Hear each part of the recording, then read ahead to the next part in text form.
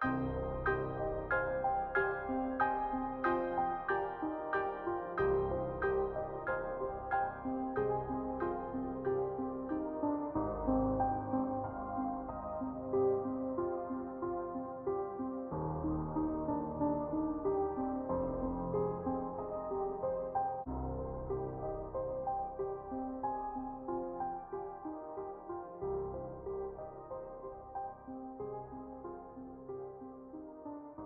we all think about the meaning of life. Sometimes about life in general, what does it all mean? Sometimes about our lives in particular. What is my life all about? We try out various concepts and metaphors. We ask ourselves, is life an adventure? Does it feel like that? Does that seem a good fit? Or is it a series of obligations, just a random collection of events? Is it an abyss that we're falling into? Is it just one damn thing after another and then you die? Is life a mystery? Is it a quest? Right, and so on.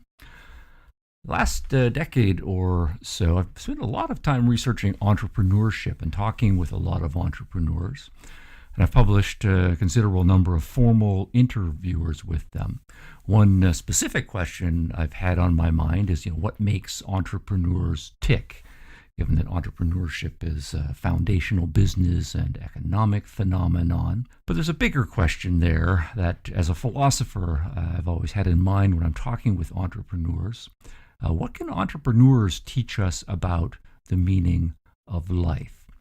And partly the reason for that is that most of us feel the pull, right, of, at least in our business careers, of being an entrepreneur. I have an idea and I usually should go ahead and do so. And there are also lots of studies about measured life satisfaction, and entrepreneurs typically score surprisingly high on those life measures. So maybe there's something about the phenomenon of entrepreneurship. So what I want to do in this episode is explore entrepreneurship as a lens for life. Sometimes we think of entrepreneurs as larger than life characters, like especially the famous ones are like Hollywood stars or world famous athletes and so on. But entrepreneurs do seem in many cases to live a larger than life that we're normally consider, right? Because they take big risks, right? They make their own rules. They're innovative, they experiment, they often question everything that everybody else takes for granted. And so because of that, it can seem like entrepreneurs are a special breed, a breed apart, but I don't think they are. I think all of us are born with the ability to take risks. We're all born with the ability, if it's developed, to think creatively, to challenge the every way of doing things. And that's to say, I think we all are born with the entrepreneurial capacity. And the should point, or the normative point I want to get in this episode is I think we should and we can tap into those traits at whatever stage of life we are, not only in our careers, but in our lives more broadly, whether we work for ourselves or not. So thinking about life in general and the entrepreneurial way, here's some analogies, because I think it's primarily a mindset that we need to think about. Think about lots of people in their middle years. They're partway through their careers. They're working in a factory job, right? And in some cases, it's a factory job that they sort of fell into when they finished high school or whatever. Or they're working in the cubicle farm at some corporation, and they're midlife and they don't like their work. They often feel like they're going through the motions. They have to drag themselves out of the house and go off to work on Monday morning. They say things like, I'm living for the weekend, and that's kind of a sad state, right? To realize that basically 5 days out of 7 each week, you're not living the way you want to live. You're not who you think you can or should be. You're doing something else.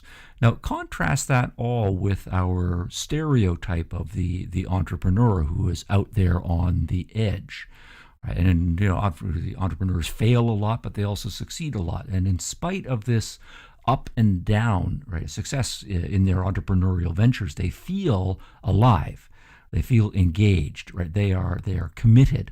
They think about their work and all the time. They enjoy thinking about their work. And even if things aren't going well, they can't let it go. So there's a level of engagement there that goes with the entrepreneurial life, contrasted to the way many people seem disengaged and rather zombie-like when they go through a non-entrepreneurial career. Now, another analogy is to think of two types of artists. I also like to read a lot about artists and spend a lot of time talking with artists, and have done some stuff in the philosophy of art. And there's a distinction between people who, when they were younger and thought of themselves as artists, and they decided that they were going to become the best artist that they could be.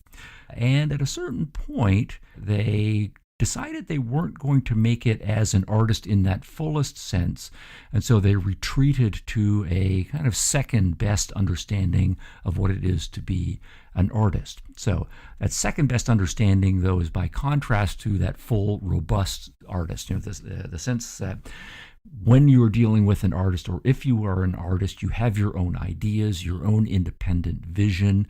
You are really engaged with it, and you feel that you just need to externalize that in some form, whatever media it is that you are working. And no one can give you that vision, and you feel resentful if other people try to tell you what you should be doing in your art and so on. The idea is you're going to do what you do as an artist, make your vision become a reality, and it's going to be your vision. You're going to make it the way you think is like, and then of course it's nice and maybe awesome if other people respond to it, but whether other people respond to it or not, that's their issue, and that's a secondary matter. But you can't tell me what to do in my art. Now, what sometimes happens, though, is that artists will get to a certain point in their career and realize, that they don't have what it takes to be an artist at that level. And in many cases, they will talk consciously that they make a decision that they're not going to be artists in that full level, and they will become a commission artist. That is to say, they will have other people just come to them with commissions and tell them what they like. And, kind of a standard example would be you just open your studios, you open your art kit, you're ready to go. Someone comes in and says, hey, I'd like you to, paint a portrait of my kids. And here are the clothes that I want the kids to wear, and I want you to paint the background this color, and I want it to be this size, and here's when I want it to be delivered. And the person is still an artist, but the person has, in some sense, surrendered the subject, the theme, and in many of the details to someone else. And the person, using a metaphor in my metaphor, has become a hired gun, so to speak. And for many artists who started off with the idea of an independent artist, being an artist in the fullest sense, it feels like a failure. They're still going through the motions, and they're still being artists, but in a lesser sense. Now, another analogy, think of the difference between people who are looking after children, but the way a mother thinks about her child and commits to raising her child, and a daycare worker or a nanny who also exhibits a significant amount of care. The difference is that, the mother is the creator, of this new life form. And part of her commitment is to, this was my creation and I want it to become the best that it possibly can be. So she has a sense of ownership, in her creation. And that's intrinsic to her sense of the meaningfulness of what she does. And by contrast, the person who works as a daycare worker or a nanny, of course, you might like kids, but the kids that you're dealing with, you don't think of them primarily as your kids. And in the more unfortunate cases, it can devolve into just a job, because these are someone else's kids and I'm just doing it for pay. So the point of all three examples here is not that the commission artist, the daycare worker, someone who's working for someone else in a factory or a corporation isn't doing valuable work and that they can't get some measure of satisfaction, but their careers are not optimal, or they aren't feeling fully realized, in what they are doing. That element of, I made this, I chose the value, I am the one who initiated in making it happen. That's the what I'm calling the entrepreneurial element. So of course, it's not that you can't go to work for someone else, or you can't accept commissions, or you can't be a daycare worker. There is a division of labor society. But the important point here is knowing yourself well and making sure that you are choosing your own core values and making them happen. And if you have a sense that you have that creative potential and you're not living up to it, that's where the problem is. So to generalize this, the point is you can't see your life as a commission that is being given to you by other people with an instruction manual that you are to follow. Now, put this a little more formally, there are three elements, right? Life is an act of self-creation. Life as a self-ownership or a self-commitment, right? That sense of ownership, and the means issue, that life is a matter of self-investment in order to get the outcome. So creation, ownership, and investment. So we can see that in the highest cases, right? The way mothers feel fully alive. Well, they created, right? This is my child, and they fully invest themselves in the raising of their child. The artist will say, this was my idea, right? My project that I am committing to when I put, say, in the case of painting, the brush to the canvas, and I am the one who made the painting. Or the entrepreneur. This was my business idea. I'm the one who took charge of it, who initiated it, and I am the one who invested the capital, the sweat equity, and so forth to make it happen. So the idea is that in all of these cases, right, you become the projects that you decide, that you commit to, and that you make happen. Right? And that's the entrepreneurism in the full sense. And it's interesting that outside of the motherhood example, how many times we'll use the phrase, it's my baby, right? The way a business person will feel about his or her business, or the artist will feel about his or her creation. It's my baby, just like the mother or the father will say, hey, that's my baby, and they feel the same thing to it. That's what we're going for with respect to our lives, right? Your life is your baby, right? Or you're the baby, but you're also the person who needs to raise yourself to full realization. Now, the contrast on all three of those elements is people who in their lives, and it might be in their work lives, it might be in their parenting lives, it might be in their artistic lives or whatever, where they feel not fully human. Right? They feel a sense of dehumanization, right? Or like they aren't really real as they're going through the motions of whatever they're doing. Or we talk about feeling like a zombie, right, on the job. And what seems to be there is you did not make the enterprise, right, that you're working in, right? Somebody else made the enterprise, someone else has formulated the strategy, someone else has created the job function, say, and you are just kind of fitting into that slot. In some cases, it's that you didn't really commit to that position. It was more, you say, here was a job that came along and you kind of fell into it because, hey, you don't feel like there's other options available to you, or you're not really interested in checking them out. And you didn't really make it happen, right? If you're that kind of person who requires the oversight, right? You will do the work that you need to do, but in the back of your mind, you're doing it in part because other people are checking up on you, and if you don't get it done, then there will be negative consequences, and so on. Or another analogy, you feel about your life, right, that you are like an actor, right, playing a role. Right? Someone else wrote the script, and your job is to fit into that role and perform the words and actions as directed. And again, the point here is not that you can't be an actor, right, as your career, right, but you can't see yourself as an actor in your life, that your life is somehow someone else's script and you've been assigned a particular role and certain words to say. Now, the word for all of this is entrepreneurism, and that's meant to be a generalization on the phenomenon of being an entrepreneur. Now, what does that mean more specifically? Here, we need to think about our lives in all of their aspects, because there are many elements that we're all juggling many balls at the same time. But in any area of our life, it is easy to get stuck in a rut, right? Unless we continue to think somewhat creatively and take some risks in that area of life.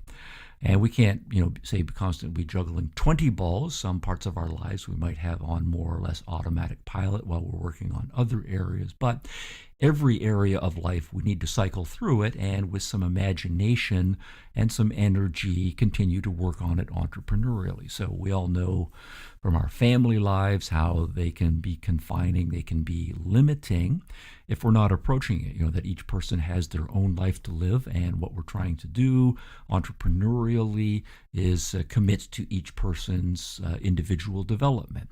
And the same thing can happen in our leisure activities, whatever artistic things we're interested in, sports, travels. We just watch the same old shows or watch the same old games, or maybe we always go to vacation in the same way or at the same place at the same time. And it's not the case, that there can't be genuine enjoyments there, but they can become mechanical and routine if we're not thinking about them entrepreneurially. And we know in all of these areas, sports, travel, and the arts, we can experiment, we can try new things. And when we do that thing, and just the fact that we're trying new things brings renewed zest to it. Join Professor Stephen Hicks on his Adventures in Postmodernism tour next March in Australia, where he'll be giving you his insights and lessons on the subject firsthand. Find out what makes postmodernism attractive. Why is it so dangerous? How has it evolved or mutated over the years? Does postmodernism have strong connections to neo-Marxism? What is the role of it in cultural wars, campus battles over free speech, political correctness, intellectual diversity, identity politics, and the rise of Antifa and alternative right? What other political movements are now adopting postmodernism strategies, and how do we resolve these issues of postmodernism? Stephen Hicks will be appearing in 4 major Australian cities throughout March 2019. He'll be doing an evening talk in Melbourne, Sydney, Adelaide and Brisbane starting at 7 p.m, and will be holding an all-day special event masterclass series starting at 9 a.m. on March 10th in Melbourne and March 16th in Sydney, where he will delve even deeper into understanding postmodernism, its history, and teach you valuable strategies to actually combat it. For full details and to reserve your tickets today, go to truearrowevents.com. Select the event to which you would like to attend, and if you hurry, you may even be lucky enough to get your tickets at early bird prices at a 50% discount. And while you're online, please leave us a review for the podcast on iTunes or Stitcher. Now back to the podcast. In one way, none of this is rocket science or unexplored territory, because we all know, I think at some level, that it's good to try new things, to look at the world from a fresh perspective. But we do know that we often don't live that way, that it is easy to fall into the routines. It does take effort to self-reflect. It does take effort after that self-reflection to initiate something. And it's often important to remind ourselves that it's worth doing that, but we need more specifics in many cases about how to do so. For me, I've found that spending time around kids, this can be university kids, high school kids, and younger, it's refreshing because they remind us that all of this kind of came naturally to us when we are younger. Phenomenon I've seen several different times involving, say, 3-year-olds or 4-year-olds or whatever. The kid is struggling with some project or other, not doing it very well. There's a lot of failure there. And then a well-meaning older person, an adult, tries to help the 3-year-old or the 4-year-old. But the 3-year-old rejects the help and will say something like, "I do it," right? And here the idea is that the 3-year-old owns the project and is absorbed in it. And his or her, really, the satisfaction turns on his or her overcoming that challenges independently. And that's a basic entrepreneurial commitment. This is my project. I'm committed to it. I'm going to make it happen. And the person is then resisting, right, falling into letting someone else take over and just solve the problem for it. And of course, we know by adulthood, life becomes really complicated. Sometimes we're stuck with the challenges. We all know there are the jobs that contain grind elements that we're not engaged with, and that can happen in any area of life. And this is where I think the entrepreneurial element becomes essential. right? To get ourselves regularly to say why, right, about any aspect of our lives. Now, I think partly this is why, birthdays, weddings, funerals, New Year's, and so forth are moments where we engage in these self-reflective moments, and that's important about those, but we should schedule them for ourselves more frequently so that we can imagine the alternatives, experiment, and commit to finding a better new way. And whether we're a kid, right, or whether we're an adult who's working on this self-development, I think it's the same entrepreneurial elements that are there. Going back to the difference between starting a business and working for someone else, right? The startup entrepreneur feels this ownership of the business, feels responsible for defining its purpose, feels that making the strategy is part of who he or she is. And there's a difference, right? If you're an employee and you come into that pre-existing business and you follow along. And again, working for someone else might be a perfectly good career option for me. Being an employee with respect to my own life, that is not a legitimate option. My life is my project. It's up to me to initiate it, to maintain it. I can't simply just follow someone else's script. Again, I like kids on this point here, because I think intuitively they grasp this point when they get into some conflict with their parents or an older sibling, and they will say, "You're not the boss of me." Right? Now, whether the kid is right or wrong in the particular circumstances, notice that the kids who say that sort of thing, they're asserting that basic entrepreneurial attitude in their life, right? No one is the boss of me, right? And so the kid says, this is my life, and they're in charge of it, or they're aspiring to be as in charge of it as they possibly can, given their degree of development. So if there's a well-meaning authority, right, a parent, a teacher, an older sibling who's overstepping, then the kid quite rightly will be on the receiving end of that kid's assertive pushback. And so the important thing is, as adults, is never to lose that, right? That sense of, I am the boss of me. So we need to remind ourselves sometimes that we are, in fact, our own bosses. Now, more generally, there is, and this is a connection I want to make to some of the scholarly literature on entrepreneurship that I've looked at and hopefully contributed to. The elements here are autonomy, right? The idea of self-chosen goals and then self-initiation toward those goals. That's at the beginning of the process. During the process, the sense of ownership and commitment to the process in an ongoing fashion. And then always with an eye to the end of the process when, hopefully successfully, you will reap the rewards. Partly those are going to be the material or financial rewards of whatever the project is, but also that psychological reward, the pride that I did this, I accomplished this, and the enhanced self-esteem that comes with it. And the point is that all of those things can't be given to you, right? The goals can't be given to you. The initiative can't be given to you. The pride of successful creation cannot be given to. Those all have to be earned. In Stephen Hicks's book, Explaining Postmodernism, Skepticism and Socialism from Rousseau to Foucault, he writes an incredibly crafted and well-argued insight into what postmodernism is, why it exists, and why it is dangerous applied in the wrong dose, in the wrong place, as it frequently is in this day and age. Postmodernism has been the most vigorous intellectual movement of the late 20th century. In his book, Hicks traces the roots of postmodernism all the way back to the Enlightenment era, where he systematically charts how the age of reason sowed the seeds of unreason that was to follow, making a clear connection between postmodernism to history, leftist politics, and even the ugliness of contemporary art.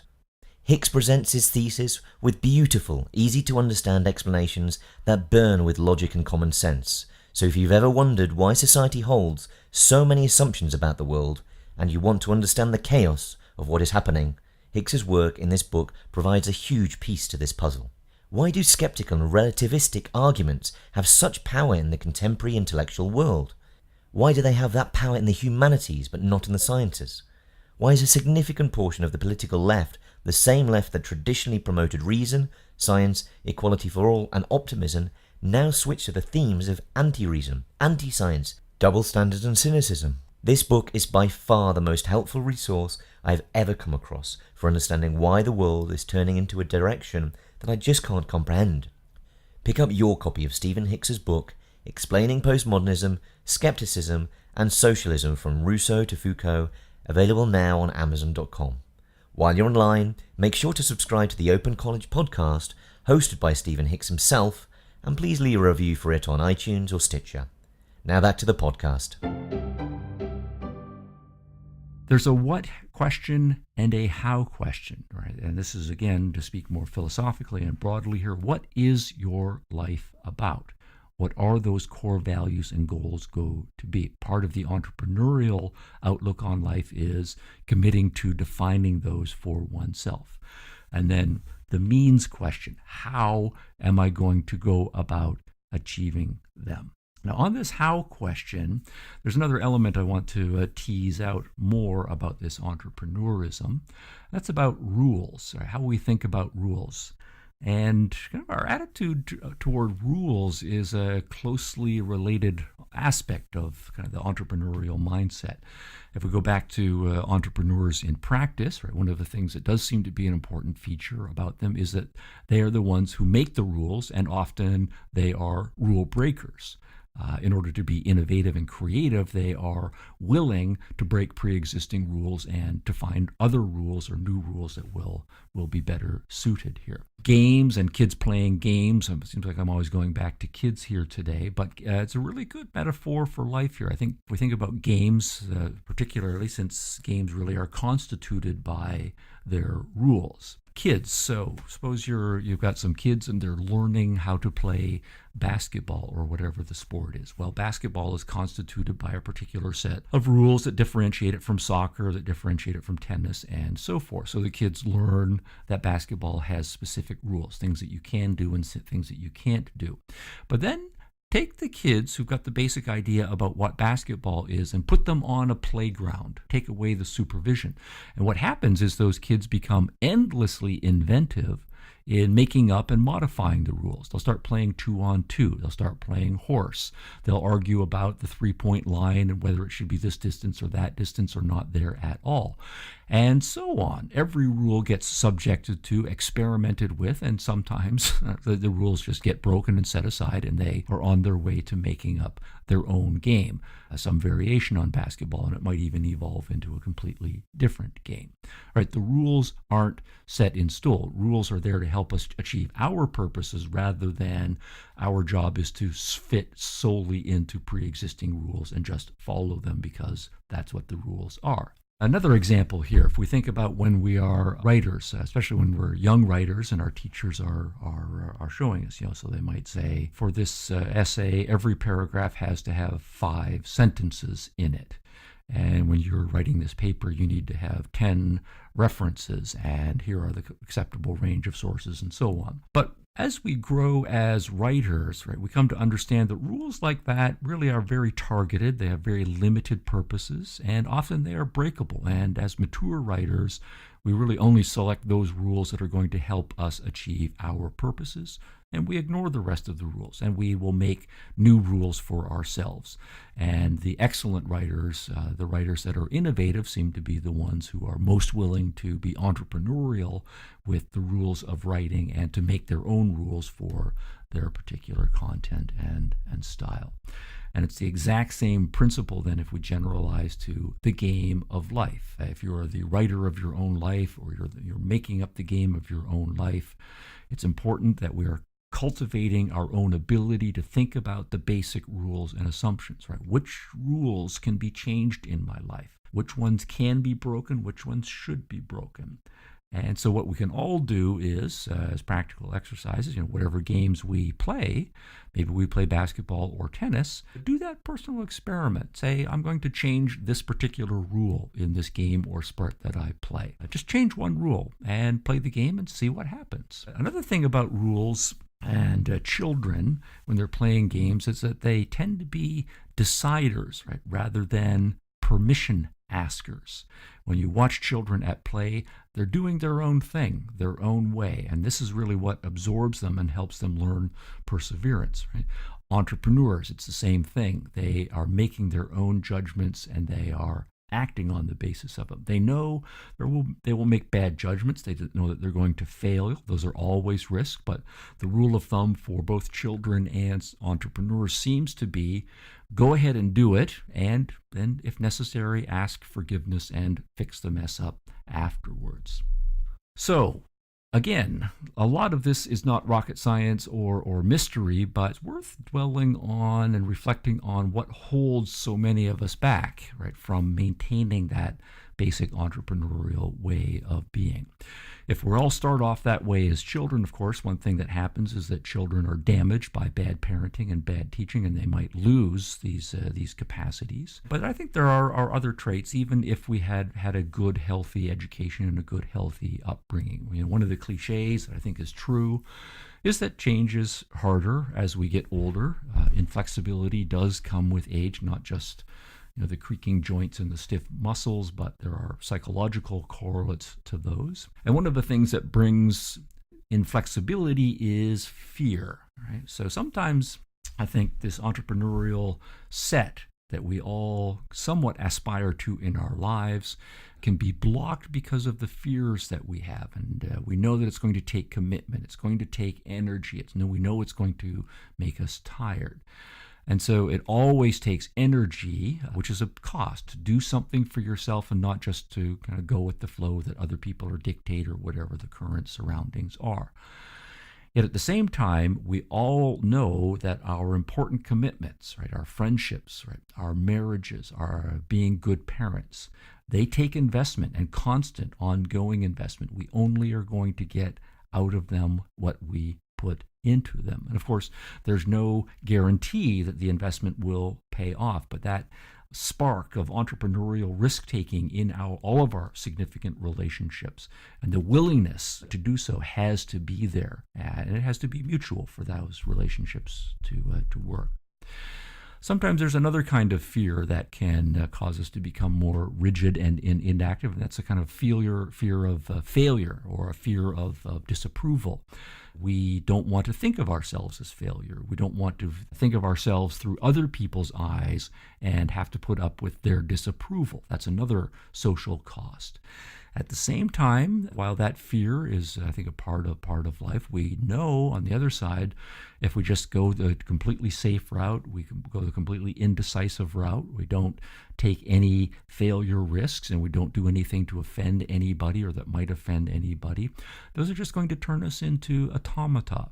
Right? At the same time, we also know that everybody wants to be with people who are really into whatever it is that they do and stand for something, and we know who that person really is. So the failure, the disapproval, that is part of the process, but we need to overcome that by recognizing that those are just that can just set you up for a rigidity that will make it impossible for you to achieve your values.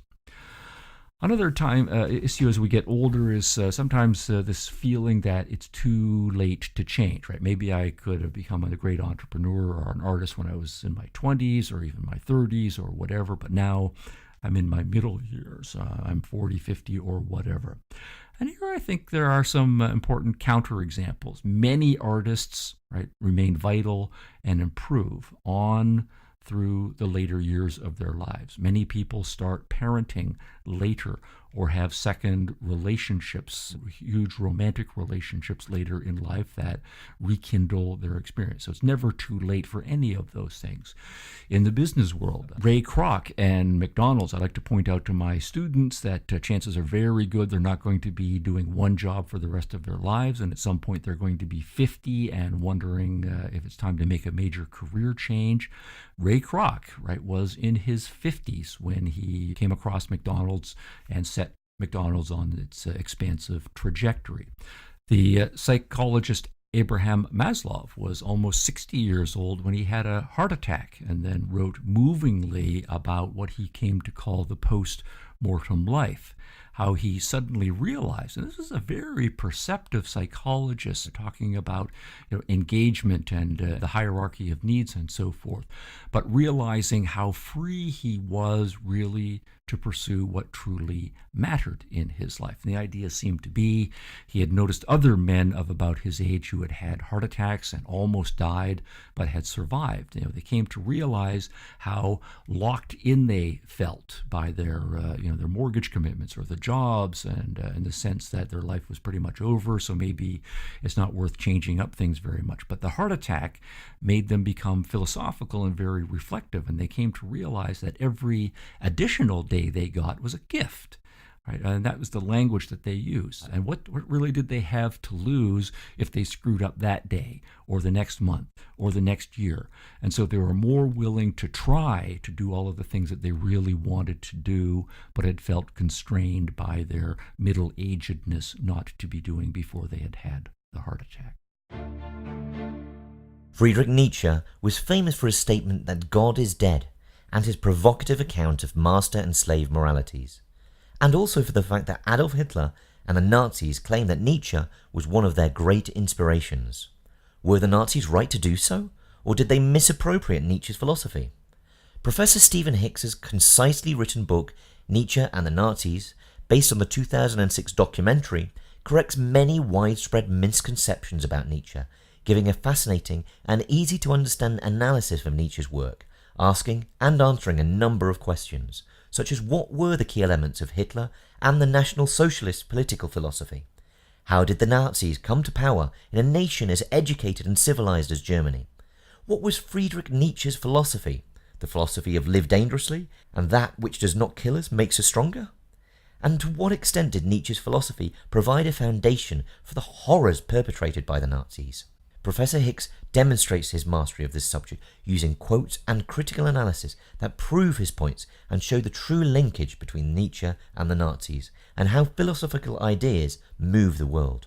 Get your copy of Nietzsche and the Nazis by Stephen Hicks on Amazon.com today. And while you're online, please leave a review for the Open College podcast hosted by Hicks himself on iTunes or Stitcher. Now back to the podcast. Now, none of this, I think, means that you have to turn your life entirely upside down. It doesn't mean that you have to stop doing all of your traditional ways of doing things that you enjoy or important things and coming up with everything. It doesn't necessarily mean starting your entire life over. Maybe that's not even possible, but it can mean making small experiments. Maybe that's the best way to start. Take some everyday routines, take little things that we think are set in stone and change them, right, with a little experimentation. And those little experiments will add up to a stronger sense that we really feel like we own our own lives. So some examples of some little things. Take a risk every day, something small. Go to a new restaurant, right, one that you've never eaten at before. Yeah, the meals might be crappy. It might not be liked, but at least you're doing something new. Try something on the menu that you've never eaten before, something that looks a little weird to you. And of course, you might like it, you might not like it, but you're doing the experimenting. Take a dancing lesson, right? Take a drawing lesson, take a kayaking lesson. Change up your fashion sense. Wear some bright yellow pants, right? Wear a slightly daring shirt or a strange hat. But the point just is do something different, every day, every week, and then make it a habit to do something different every day, every week. Another method, get more entrepreneurial people in your life and seek out people who have done some unusual things with their lives, people who've traveled a lot, people who have unusual or very different musical tastes. Hang out with people who are the active ones at parties, who like to play charades and can laugh at themselves, right, when they do experiments that don't work out, right, very well. Again, going back to children, since they often have fresh and in some cases offbeat ways of looking at the world, they're always coming up with questions, right? Why? And in many cases, their questions are a little bit weird, but they will lead you to think about things that you haven't necessarily thought about and to try to come up with a fresh way of looking at the world in order to answer these questions that are coming from children who are just starting off on their own new path. Of course, we know family life for many of us is very important, and family life can also be a source of great boredom. It can also be a source of feeling in a rut and great frustration, but there are lots of techniques to overcome that. Try a new board game. Might be a little old-fashioned on that. Kids these days might say, oh, board games, what are those? Okay, so then they're playing the video games. Well, find a multiplayer video game that your kids are interested in and try it with them. Right? Instead of just, say, the mom or the grandma making the entire holiday meal, all of the family responsible for a different dish and contributing to the family, the holiday meal. Right? That's an experiment. And who knows, of course, whether you'll like all of those dishes or not. Listen to your children's music. If you have a spouse or significant other, any new idea your spouse suggests, just more or less automatically say, yes, let's do that. Other leisure options. We know travel can be expensive, but most of us are we all kind of know that there are lots of things that in our area tourists come to see, but we've never quite gotten around to doing ourselves. So be a tourist in your own town. Find a new thing to do each month. And of course, the online world is opening up huge numbers of options. There are lots of schools and organizations that are offering short courses, long courses that you can take just for fun in electronics, Greek history, bird watching, taekwondo, whatever it is. And on top of that, there's one kind of overarching principle: break at least one rule every day.